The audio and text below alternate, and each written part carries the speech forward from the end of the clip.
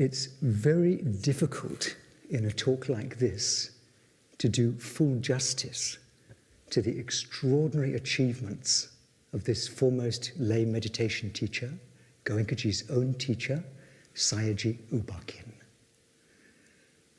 He not only achieved extraordinary results in short periods with his students, but he combined this with a stellar career as a civil servant, a senior civil servant in Burma, post-war Burma, holding at different times, sometimes simultaneously, 6 or 7 different very senior government posts, even at cabinet level. And we'll see how during his life these dual roles played out, became intertwined, and in some ways supported each other. And of course, he was Goenkaji's own teacher. He was born in 1899 in Rangoon, the son of a broker. It was a poor family. He had up to the age of 8, a very traditional education from the local monks. And then, luckily for him, an elderly man from a neighboring factory enabled him to go to the Methodist college nearby, which was an English medium college. And that was important for his subsequent career. The British at that time ruled Burma. It was part of the British Empire, actually part of India as far as the British were concerned. And if you wanted to get on in the civil service or advance your career in any way, you needed to speak English. And so here was Sayagyi in an English-speaking school, and he was a very bright student. He regularly came top of all his classes, and he was given a grammar book, being taught his grammar, and he was able to memorize the entire grammar book page by page. So he continued like that all the way through Methodist College. And then again, of course, he got noticed by a Burmese teacher who enabled him to go to St. Paul's, quite a prestigious college. And again, he came top in every class, matriculated with his high school exams, got a gold medal, and the obvious thing then would have been university. But by that time, his mother had died, his father was very sick. There was no question of any funds for him to go to university. Soon after that, his father did die, and he was on his own, so he had to make his own way. He started off by joining the Sun newspaper. This was a new Burmese language nationalist newspaper. He spent a little while on that. And then, as we all know, he joined the Accountant General's office as a junior clerk. Now, there were a number of offices, including the Accountant General's office, in this administration, which were known as Indian offices. In other words, they were totally dominated by the Indians. The Burmese didn't really get a look in. They were underdogs, basically. In that office, there were only 3 Burmese working, and it was not easy for the Burmese. The government tried to change the situation. They recruited 6 well-educated young Burmese men into the Accountant General's office. One of them was Sayagyi, and Sayagyi was the only one who survived, who didn't resign or leave the office. So he continued. Again, because of his extraordinary memory, concentration, he was able to pass his accounting exams in 1926, so now he was a qualified accountant. And again, he could memorize all his accounting books page by page. So that was Sayagyi. He continued like that. He got another promotion to junior superintendent of the office. At this stage, he had shown very little interest in meditation. He was just making his way in the world, doing what he could, earning a crust. And then all that changed. On January the 1st, 1937, he came across a student of Sayatet's. And that student taught him Anapana, just the very basics.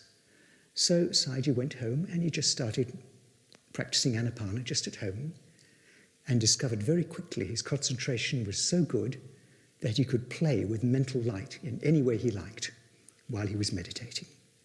Now, how many of us can do that? And he hasn't even taken a course yet.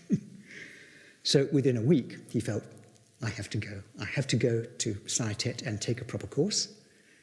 And we know the story very well. He asked for permission from his superiors. It was denied. He went anyway.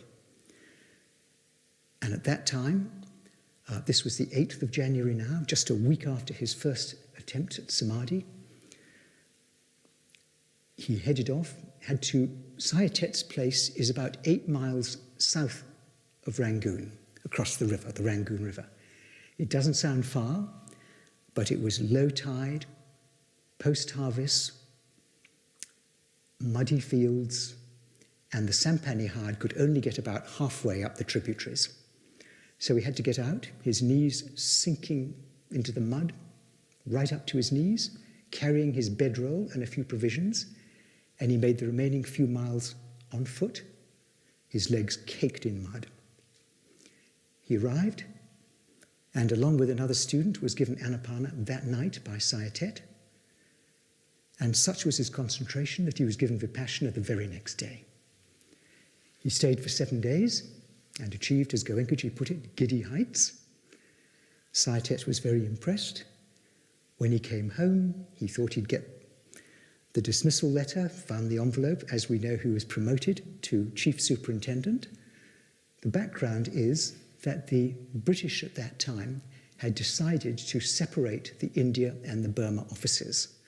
India and Burma were becoming separate provinces, so they wanted a Burmese person as their superintendent, and Sayagyi was really the only candidate. So now he's superintendent of the office, his salary goes 50% higher, as we know, and he gets promotion after promotion. And he was held up as an example of how a Burmese person really can progress even in an Indian-dominated office. But by this time, it was becoming more Burmese. Now, his next major promotion was he became chief accountant of the Burma Railways Board. And this was quite a grand position now. He was responsible for auditing all the accounts of the Burma Railways, and he had a special carriage which he'd attached to the trains. And in his carriage, which was his own carriage, his office would be there, his sleeping quarters, everything. He could go up and down the line and just detach himself at any station he liked, audit their accounts, and then reattach to the next train he fancied. So he was doing that, and then a happenstance occurred. His carriage was detached at a place called Chowsi. It's spelt Korksi, it's pronounced Chowsi. This was in 1941, and it was an error. The Chowsi station had already actually been audited by someone else. But now he had 2 or 3 days doing nothing. So he audited the accounts anyway, took a walk with the deputy station master, a rather nice hill opposite, pleasant walk, and he noticed below a series of bamboo huts below the hill opposite. And he was curious. He said, "What's that?" And the deputy station master said, "Oh, well, that's Webu Hill, and below it is a very, very developed monk called Webu Sayadaw. People have extremely high regard for him." And Sayagyi, of course, was very interested, wanted to go and pay respects, meet this monk. And the deputy station master said, "Oh, no, no, no, you can't go now. Go in the afternoon. He won't see anybody now." So Sayagyi went back to his carriage, had his lunch, practiced meditation, sent metta, and mentally requested this monk at the bottom of the hill, "Please receive me." And then he set off for the station master. They arrived about 3 p.m. in the afternoon at this little collection of bamboo huts, found an old nun pounding chilies, and she said, "Oh, no, no, no, there's no point in coming here now. He won't come out till 6. He never receives visitors. He certainly doesn't entertain people. If you're lucky, you might get a discourse at 6. And Sayagyi said, "Well, look, we've come all the way from Rangoon. May we please at least go and pay respects outside his bamboo hut?" This is the bamboo hut.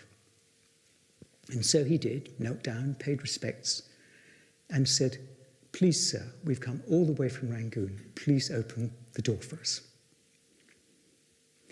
And to everyone's astonishment, the door opened. Out came Webu Sayadaw, preceded by a cloud of mosquitoes. And Webu Sayadaw looks at him and says, "What's your aspiration?" "To gain Nibbana, sir." "Oh, and how are you going to do that?" "By practicing Vipassana, sir, by being with anicca." And Webu says, "Sadhu, sadhu," because Sayagyi says, "I'm practicing anicca in my body, Vipassana, right now, even while I'm talking to you." And then Webu cross-questions him. "Where did you learn this Vipassana?" And he talks about Sayagyi, whose student he is, of course, still, and talks about his experiences in meditation. Webu Sayadaw is incredibly impressed. He said, "I've been meditating for years in the forest to gain the attainments that you're talking about, that you've attained." Long conversation, and normally Webu Sayadaw didn't talk to anybody, or if he did, it was for very short periods. Long conversation. At the end of it, Sayagyi asked permission, "Can I come back the next day and provide you with your breakfast, sir?" "Yes, of course you can." So off he went, back home, back to his carriage. Came again the next day. Again, long talks. At the end of it, Webu Sayadaw says this: "You have paramis. You must spread the sasana. And you must do so now. Don't delay, because if you delay, the people who might have got it will miss it. Start teaching now." Now that's a pretty strong injunction from a very, very senior monk. With that ringing in his ears, Sayagyi goes back to his carriage and starts teaching. His first pupil is the deputy station master, sitting in the carriage, and he teaches him Anapana. Now, after that, this was 1941, he still didn't start teaching in any systematic way for some time. But then the war came. The Japanese invaded, and the British fled north, helter-skelter up north from Mandalay. The Japanese were in Rangoon. They'd taken Rangoon. They started bombing Mandalay. And now a wonderful example of Sayagyi's Shila. The Japanese left the railway station in ruins. But in the ruins, Sayagyi knew there was the safe where they kept the money, the Burma Railways Board, and all their operating cash money was in that safe. He had the key. So he goes through the ruins, finds the safe, the key still works, he opens it, gets out a very substantial sum of money, and now what's he going to do with this money? The British have fled, the Japanese are on the way, it's no man's land, there's no government of any kind.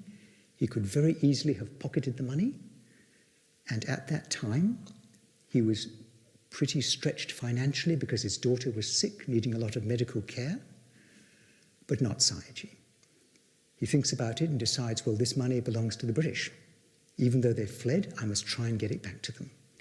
So he hires a jeep, drives 3 hours north to Maimyo, where the British still are in flight, finds his superior officer, hands over the money to the astonished officer, and then says, "And now, sir, may I please have my monthly salary and my travel expenses?" That was Sayagyi. So the war continued, and Sayagyi was living in Rangoon, doing his accounting work, and he was holding group sittings at his house. Today we'd call him a group sitting contact. People used to come, and Sayagyi used to come as well from time to time, give instructions. This was during the war years. And the other students would say to Sayagyi, "Oh, look, please come more often. You know, it'd be really great to have you here."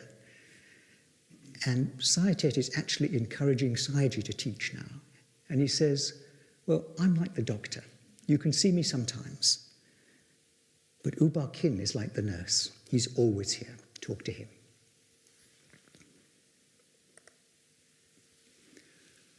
The war years finish. In 1948, Burma gains independence. And this brings Sayagyi into contact with U Nu, who was the prime minister by then. And this was a very close relationship between two men who enormously respected each other. U Nu himself was actually a very good developed meditator. He wrote an essay or a little treatise, a booklet on meditation, which you can still get. It's rather sweetly entitled by U Mong Nu, the former Prime Minister of Burma. And he writes, if you haven't attained the paths and the fruits, don't read this book. It'll just put you off. So that was U Nu, a good meditator and the Prime Minister. And this long relationship continued, but initially the situation in Burma of the government was dire. When the Japanese had come earlier, they had armed the young Burmese with weapons so that they could fight the British. And when the British came, they armed the young Burmese so they could fight the Japanese. So the whole country was awash with arms and ammunition. And then all these insurgent movements started. There were the communists, there were the socialists, the Karens in the north, other secessionist movements. And it got so bad that the government by then controlled very little of the country, maybe only 10% of the country. All the rest was in rebel-held hands. Trains going up and down the line were preceded by an armored guard, an armored car. Every city had a curfew at night, closed the gates and put on guards. And even by then, there was a rebel camp 10 miles from Rangoon, threatening Rangoon. It was a really desperate situation. Sayagyi used to go round to U Nu's house sometimes and just give metta. Later on, when U Nu was asked how he survived that period, he said, it was only my meditation which kept me going. And now the army was desperate, the Burmese army, and they needed supplies. And U Nu managed to negotiate supplies from a friendly country, but they didn't have the wherewithal to get them into the country. They needed aeroplanes. So they had to buy aeroplanes. The government made a very hurried decision under enormous pressure because the whole government was hanging by a thread by now. They made a hurried decision to buy the aeroplanes, approve the funds. And then another example of Sayagyi's total Shila and integrity. Despite the situation, he blocks it. He says, no, that's illegal under the Constitution. You can't do that. So poor U Nu, he goes round to Sayagyi's place and says, well, look, can you find a way we can do this? And they sit down, they find a way. It's passed.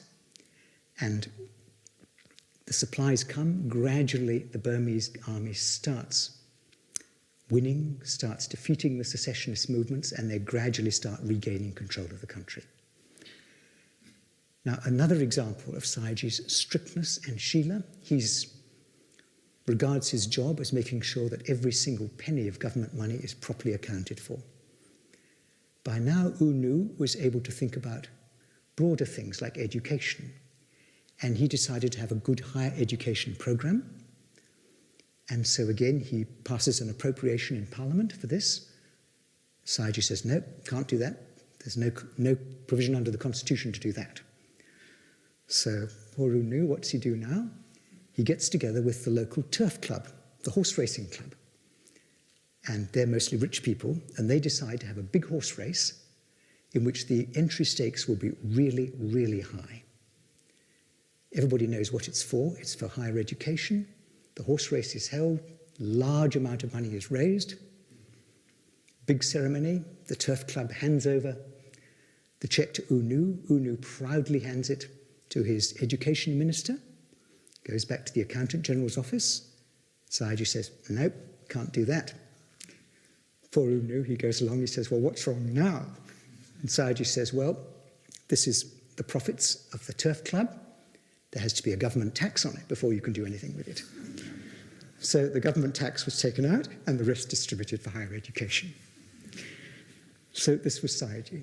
But at the same time, there was enormous respect between them. U Nu was the prime minister who gave him permission to start teaching meditation in his little room in the accountant general's office and actively encouraged him. Very quickly, that room became too small. So just a year later, the accountant general's office formed an association. They found a piece of land and they built a center just within 1 year. And here it is, here's Sayagyi standing in front of his center, By the way, all the quotes you see in all these slides are from Sayagyi himself at different times. Notice also the flowers. Sayagyi loved flowers. He used to collect rare species, took great care with them, loved watering them, looking after them, and would talk at length to visitors about his beautiful flowers. Here's another picture of IMC. As you can see, there's this beautiful pagoda. Above it, with the green roof, is the meditation hall. Above that, the teacher's residence. And then to the right-hand side, you've got some little kutis or huts and an accommodation building. Now, there was one innovation which Sayagyi did. Traditionally, Burmese stupas or pagodas were all solid. And Sayagyi, as far as we know, was the first to make a hollow pagoda in which you could meditate. So he started off having this central room and the 8 cells round, and you can see them in the background there.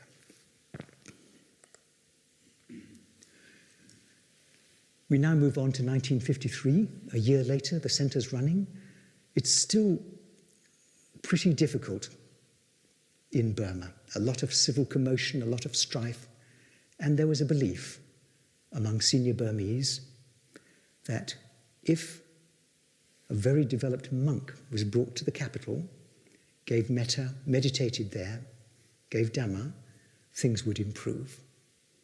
And Sayagyi had a very strong feeling that this should be Webu Sayadaw. And so he persuaded U Nu. U Nu said, all right, go ahead, invite him. And the two men had not met or even exchanged any correspondence for over 10 years since Webu Sayadaw had authorized Sayagyi as a teacher. No contact. So now Sayagyi sends his secretary, association secretary, up to Mandalay, up to the north, to find Webu Sayadaw and deliver the invitation. He gets there. In the meantime, he meets a friend of his in Mandalay who says, what are you doing here? And he tells him, and the friend says, you haven't got a chance. Webu Sayadaw has 3 monasteries up in the north. He never leaves them. He never accepts any invitations anywhere. And not only that, but it is very unusual for any monk to visit a householder's centre. Nevertheless, the secretary persists.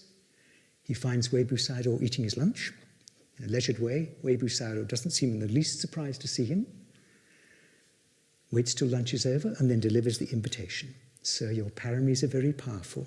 Your ability to teach is great, but your students to date are very few. Please come down to southern Burma, spread Dhamma with all your metta and compassion. This is the time. Now is the time. Everybody's sitting round, astonished. Now what's Webu Sayadaw going to do? Remember, he's never accepted any invitation outside. And this is to a householder's centre. So he looks at the secretary and says, well, maybe tomorrow would be a bit early. How about the next day we travel? And you could have knocked everybody over with a feather.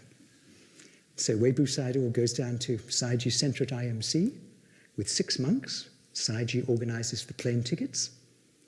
And Webu hops on a plane as if he'd traveled every day on a plane in his life, gets picked up by Sayagyi by car at the other end, taken to IMC,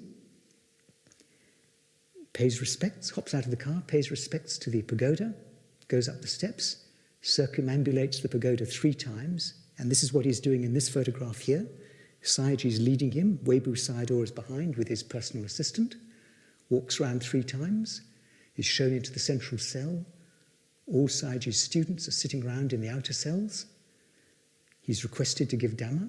He gives a Dhamma discourse, meditates with them for some time, and then goes to his quarters and takes rest.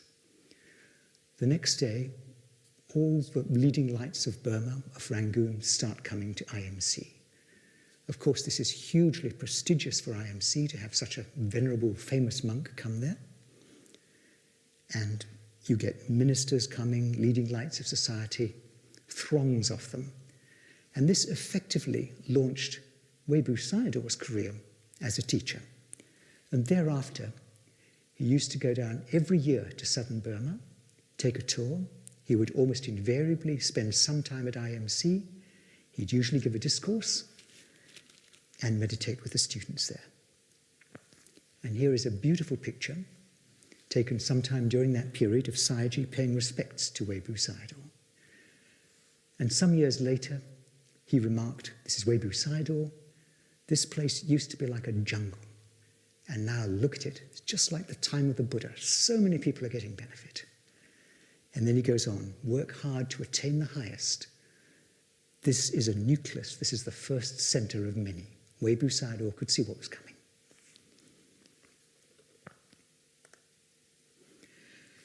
Now that was at IMC, but I mentioned earlier how his two careers were intertwined. He was also very busy on another enormous project. You're very well aware, I'm sure, of this prophecy, this tradition that 2,500 years after the Buddha, the second sasana would start again with Vipassana. And the Burmese were very, very well aware of it.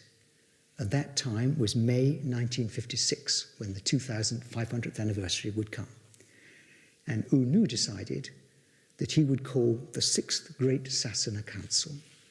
You remember that the first one, held after the death of the Buddha, this was to go through all the scriptures and correct them if any mistakes had come in. The first one was the one where Ananda famously became an arahant just in time, overnight.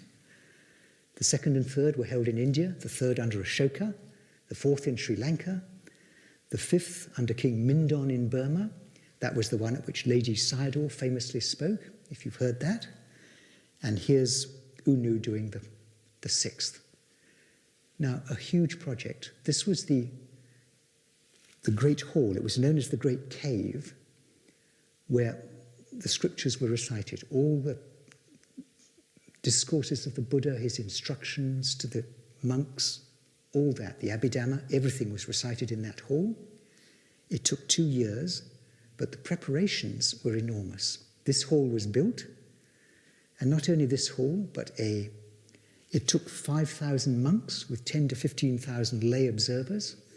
It was regularly too crowded, and the observers had to queue to get in. And not only that, but a library, a Sima hall, which is a monk's ordination hall, a printing press, offices, accommodation, a hospital. 170 acres were requisitioned by the government for this, something like 40 million chats of those times. Sayagyi was on the executive committee, along with U Nu and the finance ministers and others, and the whole thing got built in 13 months. Now just imagine building one of our centers in 13 months compared to this. Sayagyi was also the honorary auditor of the council, which built this. He devised a rather neat little system of donation books of different colors for different sizes donations, one color for 100 chats, one color for 1,000 chats, and so forth. Only selected people were given the higher denominations, and there was never any hint of any embezzlement or misappropriation of funds at all. So that was the Sasana Council. Even after the council had finished, Sayagyi continued on the board, and they continued to publish a monthly magazine, often with one of Lady Sayadaw's discourses in it. You can get those magazines today, or some of them, in Pariyatti. Now, around that time, a rather important student came and took his first course with Sayagyi. And here he is. We all know the story of how Goenkaji came to take his first course very well, how he wanted to get cured from his migraine, and Sayagyi told him no. And that was a strong decision by Sayagyi, because as soon as Goenkaji entered the compound at IMC for the first time, Sayagyi could see straight away that here was a person of very strong paramis, someone able to spread Dhamma. But regardless of that, Sayagyi rejected him first time. Maybe we can say the first case of special handling. Later, Goenkaji hesitated, and then finally he took his course, and this was just about the turning of the Sasana, that 2,500th anniversary. And here is Goenkaji at the end of the course. It's a little post-course photo. Sayagyi, of course, is in the chair. Goenkaji standing behind him to his left in Indian gear. Mother Sayama below on the left, sitting there. Mother Sayama was a very developed student of Sayagyi's, and above her, Uchit Tin, her husband. So, Goenkaji's first course. And because of the Sasana Council, a number of Westerners had been coming interested in meditation to Burma.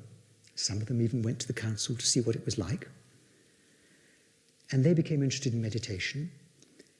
And essentially, Sayagyi was the only English-speaking meditation teacher of any note in Rangoon, or maybe even in Burma. So they were basically funneled to him. And even before this Sasana Council, there was an interest. In 1952, he was asked by a group of Americans, an American technical mission in Rangoon, could he please give some talks on Buddhism? And the talks were very successful. There were 3 of them given in a Methodist church. And they were later published in a booklet called What Buddhism Is. You can get it today. Beautiful talks, highly recommended. And these talks, or rather this booklet, found its way into Burmese embassies abroad and into Buddhist societies abroad. So word started spreading that here was someone who could really teach, a remarkable meditation teacher, and interest started coming. One of the very first was a man called Van Amersfoort. He was actually the president of the Dutch Buddhist Association. He was on a trade mission, met with Sayagyi, expressed an interest in sitting a course. He only had 4 days. So Sayagyi said, all right, 4-day course. And he attained high stages, even in 4 days. Another lady, and this is not the only Westerners, but just some of them, was a lady called Elizabeth Nottingham. She was a Fulbright scholar, lectured at Harvard University. Again was interested, took a course, and she went home and she gave lectures at Harvard on it, and actually gave a series of radio interviews on New York radio, talking about Burma, and one whole session of her interviews, one whole interview, was devoted to IMC. Now, a friend of hers called Marion Dix heard about this. Marion was a filmmaker from California, and so she decided to go and take a course too. And in a little while, we'll see how her course went, because we'll get some film footage from her. Winston and Jocelyn King, another academic couple. Winston was an academic. Jocelyn King took the meditation actually much more seriously than Winston did 3 courses. She talks about, late in the course, waking up from a horrible dream where she was standing over her own dead, putrefying body. Woke up in total shock. It was about 4 a.m., runs to the pagoda where Sayagyi's sleeping, rushes in. Sayagyi sits up, tells him about this horrible dream she had, and she's so frightened. And Sayagyi just starts laughing. And she says that laugh, she'll never forget it. It suddenly reassured her, brought down all her fears, and she realized, yes, now I can face death myself. So, different techniques for different students. John Coleman, the CIA agent who came, wrote The Quiet Mind, and later became a teacher. And Robert Hoover. Robert Hoover was the rocket scientist, the man who devised the nuclear intercontinental ballistic missiles, and stood on his shoulders and shook, as Goenkaji described it. Sayagyi also describes the incident in one of his discourses. He said that a gleam of samadhi came in contact with the huge massive impurities inside, and that was the reaction. Rather like Goenkaji's image of the housewife throwing cold water on the fire. And he said it lasted for about a day, and then it all disappeared. And later, Robert Hoover became one of his most devoted students and became a teacher himself, Vipassana teacher.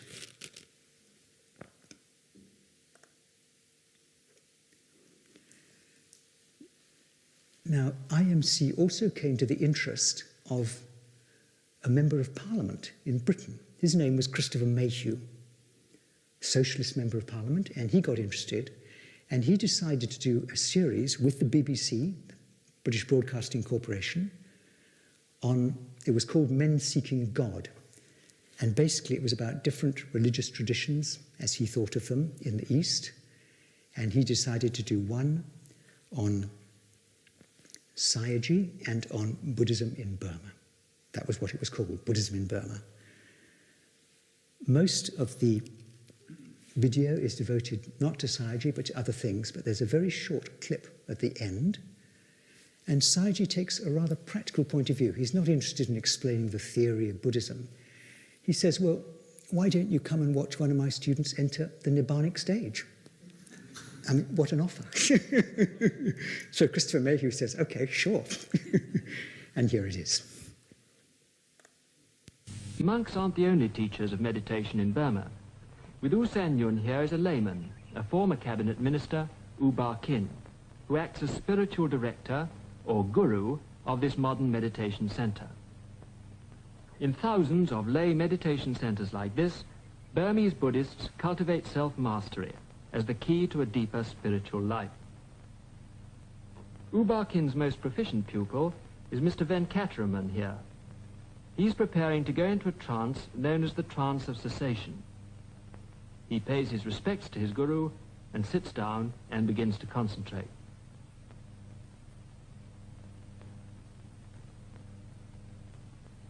He's watched by his guru, and nearby, U San Yun, another pupil, begins meditation.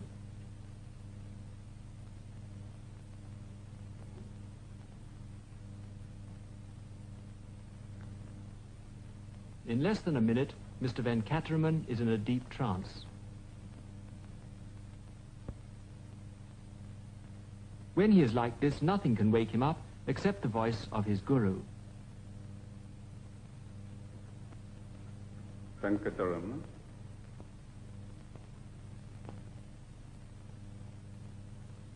Some older monks I met had some reservations about the methods of this center, but no one doubts Mr. Venkataraman's remarkable powers of concentration.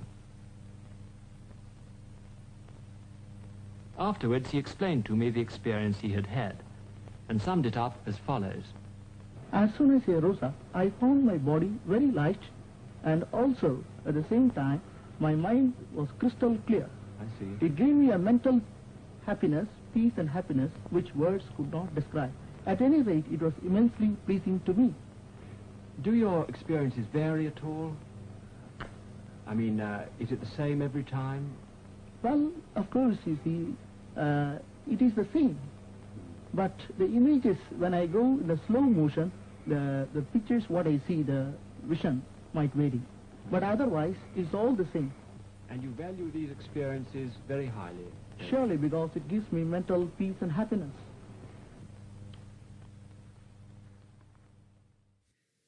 So that's a good recommendation. Now, in the meantime, Sayagyi was very, very busy, mostly under U Nu's patronage and support, in his government posts. We all know how Goenkaji talks about at one stage he held 4 different senior posts at the same time. These are them. He also held others at different times. 1948, he'd of course been appointed Accountant General, and we know the story of how he reformed the Accountant General's office. 5 years later, he resigned and was immediately reappointed, and he continued right there till he retired. 1956, now this is when the Sasana Council is more or less ending. U Nu taps him on the shoulder and says, hey, what about the commercial audit? Now, the commercial audit was charged with auditing all the Burmese nationalized corporations. Huge amounts of money involved. This was all the nationalized industries. And they had a staff of 50 and 3 trained accountants. And they were dealing with something like 1.5 billion in funds. And he manages to get that office working really efficiently. While he's doing that, another government office comes into light where there are problems, which is the State Agricultural Marketing Board. And therein lies a tale. Burma was an extremely fertile country. It was like the Rice Bowl of Asia. Under the British, the Burmese farmers used to sell their produce, rice and other supplies, to the Indian traders, and the Indian traders would then export and sell them. When the Burmese got independence, they nationalized all that and created this state agricultural marketing board, which was a monopoly buyer of rice and also a monopoly seller outside in the export market. The profit margins were huge, thanks to the Indian traders, so it should have been easy. And yet, year after year, it made a chronic deficit.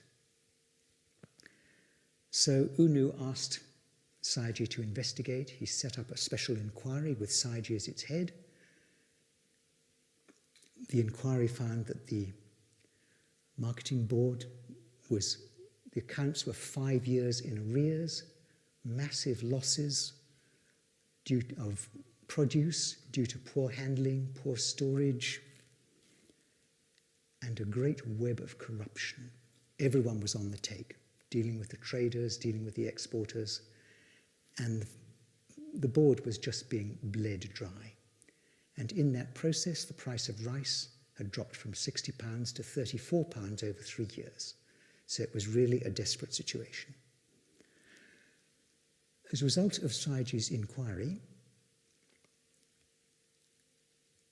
another inquiry or commission was set up, and they brought charges.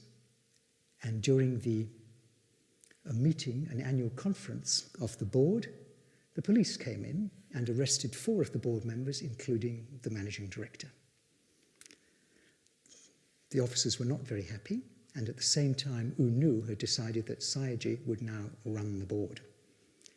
And so the officers knew what was coming, and they didn't like it one little bit. So they went on strike en masse. All the officers resigned. And so Sayagyi walked into a situation where he had no officers, just clerical staff, and these chronic problems and corruption. U Nu backed Sayagyi to the hilt. He didn't back down. For some weeks, the officers were on strike. Sayagyi didn't back down. He just continued to run it with the clerical staff. And they realized the game was up. They came back for some token penalty. And then Sayagyi started working with them and started having meetings, and he felt that very soon he'd turn the tables. Within 2 years, the board was making record profits and was achieving maximum efficiency in the handling of storing of its grain. And it continued like that with Sayagyi as its head. And then finally, U Nu again tapped him on the shoulder and said, look, we don't have enough accountants in the country. Can you start an institute for training them? So he set that up as well. It was very successful. Many of the teachers had actually taken courses with Sayagyi. There was never any complaint from any student, and they remarked how kind the teachers were. Now, I mentioned earlier Marion Dix, the filmmaker from California, who at this time, this is 1959 now, she came along and did a course with Sayagyi, and here is her account of her course. It's about 5 minutes. To understand Burma, I needed to understand Buddhism. So I entered a Buddhist retreat where I took a course in meditation. It's rare for a Westerner to do so, and I was the only non-Burman there. The octagonal main building had 8 meditation cells around its circumference.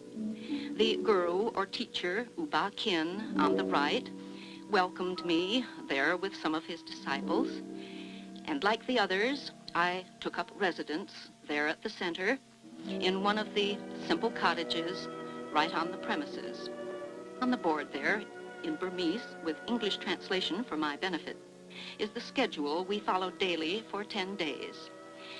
Classes from 4:30 in the morning until 9 at night.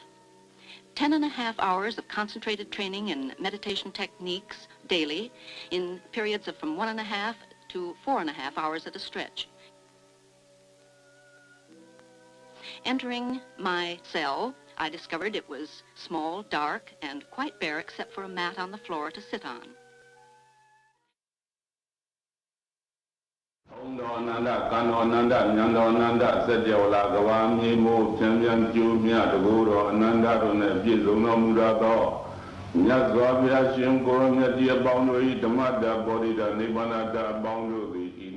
First, by concentrating complete attention on the spot beneath the nose where the breath can be felt coming and going.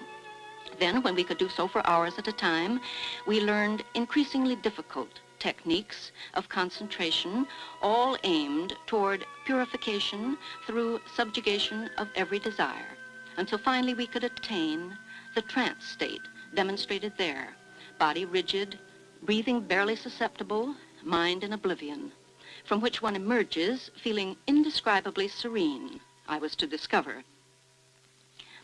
During rest periods between meditation sessions, I get acquainted with my Burmese fellow students in my class.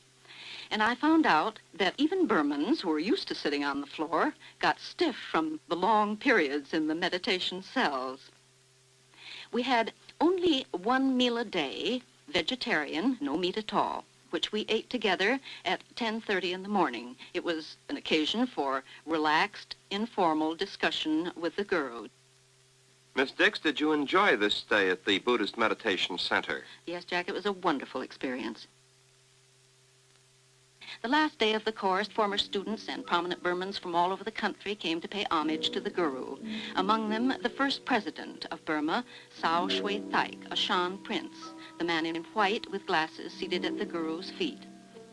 The guru was telling them there about my having successfully completed the course, and later many of them came up to me rather shyly to murmur "Thadu," which means well done.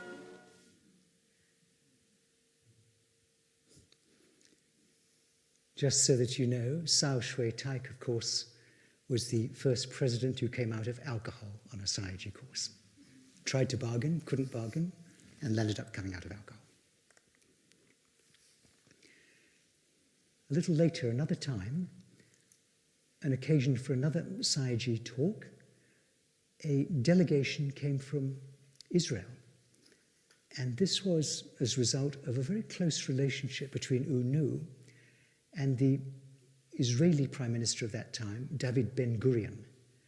Ben-Gurion was actually widely read in the Buddha's discourses and other works, in the scriptures, and used to have long correspondence with U Nu about them. They were pen pals, essentially. U Nu was invited to Israel by Ben-Gurion, and here he is. He's riding in a car through Tel Aviv, looking pretty happy, waving to the crowds.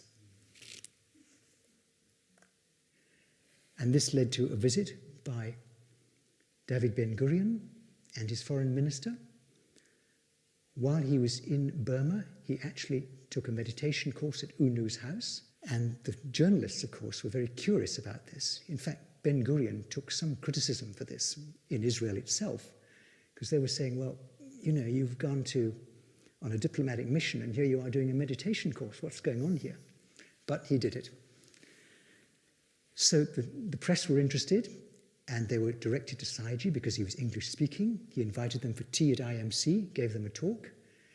It's available in booklet form now. It's called The Real Values of Buddhist Meditation.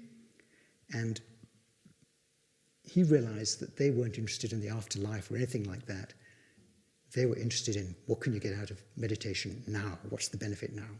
So he talked about his experiences in detail as a civil servant, the Agricultural Marketing Board, and all those things. It's a wonderful discourse if you want to read it. 65, Sayagyi's getting on now, and he decides that he's going to take a retreat. And he's going to take it with Webu Sayadaw. But he doesn't tell anybody. He doesn't want any fuss. So he just jumps in his car, drives up to Mandalay, calls on his old friend, Ukole, who is Chancellor of Mandalay University. Ukole is astonished to see him and says, "What are you doing here?" And he says, "Oh, I'm going to take a meditation course with Webu Sayadaw. Do you want to come too?" So Ukole rushes around, gets his gear together, and they go over to Webu Sayadaw's place. And Webu Sayadaw looks at them and says, "You've come here to do good deeds, have you?" They say, yes, sir, we'd like to ordain and meditate." And he says, "Well, if you're going to ordain, a monk has to follow 227 precepts. Do you know the precepts?" "No, sir." "Well, can you control your bodily actions?" "We can try, sir." Can you control your mental actions? We can try, sir. Can you control the actions of speech? We can try, sir. Well, I will give you a technique which will enable you to do that. And he teaches them Anapana. And then he says, well, when you're practicing Anapana, are you controlling your physical actions? Yes, sir. And your actions, your verbal actions? Yes, sir. Mental actions? Yes, sir. He says, all right, you do that all the time. And then he looks at them and says, well, you're both over 50, and you've probably slept every single day of your lives. Now, no sleeping, you do this all night. And they continued like that for 7 or 10 days or whatever it was. And that's a beautiful photo on the right of Webu Sayadaw in front, Sayagyi behind him, and Ukole holding the umbrella at the rear.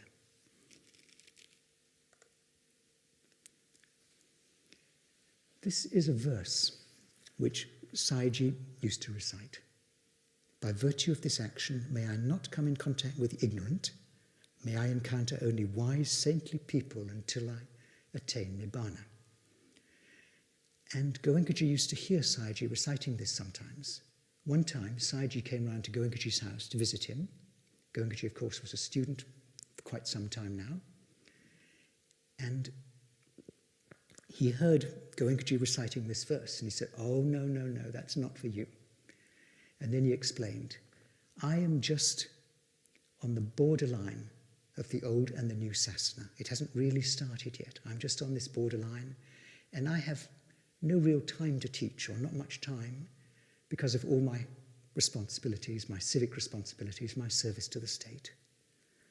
So I can only take a few students, and Sayagyi had actually made a vow that he would only take students of very high paramis, and of course we've seen that. But there were small courses, sometimes just 2 or 3 students, other times 20 or 30. But for Goenkaji, that wasn't the case. He had to deal with the fools. Maybe that's us. But large numbers. And Goenkaji was in the new era. And of course, all this time, Goenkaji didn't know it, but Sayagyi was training him as a teacher.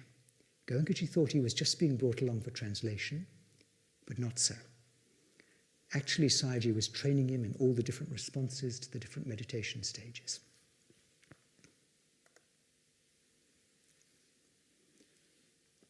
In 1967, and Sayagyi finally retires from all his duties. Actually, there's only 4 years left in his life now. He had a great wish to return Dhamma to India. And in spite of this vow he had, he really wanted to do this. And at one stage, he had an opportunity. An invitation came from Madras. Would Sayagyi like to go over, along with some of his assistants, and give some Vipassana courses in India? Sayagyi was thrilled. So he goes and he applies for the passport to go out of the country. And at that time, passports were very restricted, and you could only get a passport from the government if you were leaving for urgent medical reasons and could show that you needed treatment, or you were going for a job and had an employment contract, or you were leaving the country permanently. And Sayagyi fitted none of those categories. And so the minister, the immigration minister, just sent word to him via a student of his, look, don't worry about that. Just say anything you like and get some bit of paper to prove it. That's fine, we'll pass it. Not Sayagyi. He said, I would never break my Shila, and I will not go and teach on a false basis. So rather than break up his Shila, he gave up his cherished dream of spreading Dhamma in India. Later, when Goenkaji went, Sayagyi was thrilled. He said, you're not going, I'm going, really. And Goenkaji always felt that. And so the training continued. In 1967, Sayagyi decided to give some campsite courses. Normally he only taught at IMC, but now he goes up to Mandalay and Maimyo, takes Goenkaji, along with Sayama and a few others. And these are rough courses. They're held in dharamsalas, hotels, schools, no Dhamma vibrations at all. And Goenkaji later felt that Sayagyi was deliberately exposing him to the kind of rough vibrations he'd have to deal with in India later. On one of the courses, a whole lot of Indian students there, some partly introduced by Goenkaji. Sayagyi suddenly says to him, "Oh, they won't understand my Burmese, you give the discourse." And so Goenkaji is used to public speaking, but here he is giving a discourse on a course in front of his own teacher. And Sayagyi is directing him. He says, "All right, now talk about Anathapindika, now talk about Angulimala, now talk about this." And so Sayagyi guided him in giving his first discourses. Later on, you may have heard the story before, small course at IMC, 3 Indian students. Goenkaji goes down to be present for Anapana, finds Sayagyi lying down in the central cell. Sayagyi says, "You give Anapana." So Goenkaji gives Anapana. That's his introduction to Anapana. Later in the course, day 4 comes, and Sayagyi suddenly says, "It's Vipassana time. I'm going to have a rest. You give Vipassana." He gives Vipassana to these 3 Indian students, and one of them suddenly starts shaking violently. Goenkaji is horrified. He doesn't know what to do. He's disconcerted. What am I going to do now? He thinks, should I rush off and get Sayagyi? And then he realizes, no, his metta is with me. All his vibrations are with me. That gives him strength. He starts sending strong metta himself. The shaking stops. The student settles down. Vipassana goes very well. In 1969, 2 years later, of course, Goenkaji, he'd already been appointed a teacher. He was appointed a teacher in 1967. He goes to India. And now it's the last few years, or the last period of Sayagyi's life. He's teaching full-time at IMC. He's got time to do that now. And just about a week before he passed away, he's just sitting around at IMC with Syama. And he says to Syama, "I'm thinking of leaving for good." And Syama thinks he's talking about going to India. So she says, "Well, go. We'll look after things here." A few days later, he starts remembering all the people who'd helped him in the past. The elderly man who helped him get to the Methodist college, the teacher who'd helped him to St. Paul's, an old friend whose name he saw in the newspapers, and he starts writing letters to all of them. He's not even sick at this stage, but he suddenly starts doing this. And then a few days later, on the 18th of January, he gets sick. He doesn't take it very seriously, but it suddenly develops. He has to be rushed to hospital. On the 19th, he's dead. The friend he wrote to a day earlier gets the letter, and on the same day in the newspaper, gets the notice of Sayagyi's death. He's shocked. And before he passed away, Sayagyi wrote a letter to his Western students which contained this passage, famous passage. He always used to say, "The time clock of Vipassana has struck for the revival of Buddha Dhamma.